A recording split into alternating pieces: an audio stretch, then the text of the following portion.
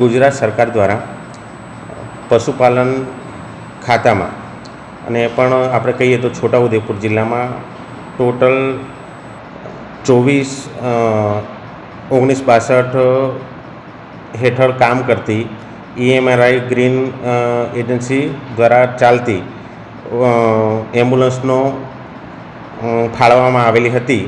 તેમાંથી અત્યારે જોવા જઈએ તો ટોટલ 17 એમ્બ્યુલન્સ અત્યારે આપણા છોટાઉદેપુર જિલ્લામાં છે। એમાંથી 7 ઓન રોડ છે, 4 વિવિધ પશુ દવાખાનાએ ફાળવવામાં આવેલ છે અને 6 એમ્બ્યુલન્સ ઓફ રોડ છે।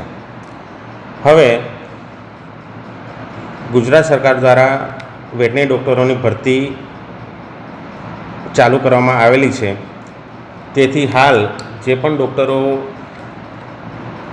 એમ્બ્યુલન્સમાં ફરજ બજાવતા હતા તે ડૉક્ટરો પરીક્ષાની તૈયારી કરવા માટે હાલ રાજીનામું આપેલું છે। તેથી જે પણ એમ્બ્યુલન્સ હતી તેમાં ડૉક્ટરોની અત્યારે ઘટ થઈ છે અને એના કારણે એમ્બ્યુલન્સ હાલ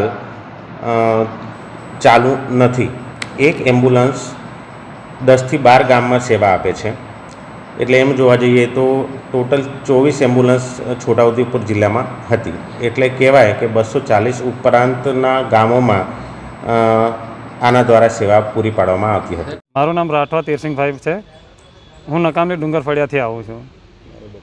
મારે બકરો બીમાર છે તો સરકારે જાહેર કરેલ નંબર 1962 પર અમે કોલ કર્યો ઘરે રહીને।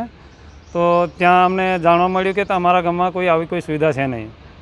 તો પછી મેં કીધું નજીકમાં કોઈક સુવિધા ચાલુ હોય તો એમ્બ્યુલન્સ હોય તો અમને વાત કરો। એમને કીધું ગુનાટામાં ચાલે છે, અમારે નજીક છે, 12-13 કિલોમીટર જેવું છે। ત્યાં ફોન કરીને વાત કરી તો ત્યાંના અધિકારી એવું કહે છે કે અમારી જોડે એમ્બ્યુલન્સ છે પણ સ્ટાફ નથી। તો સરકારને મારી નમ્ર અપીલ છે કે હર કોઈ સુવિધા જે સુવિધા ચાલુ કરી છે તો અમારે ગામડે ગામડે આ સુવિધા મળે ને પૂરતો સ્ટાફ રાખે।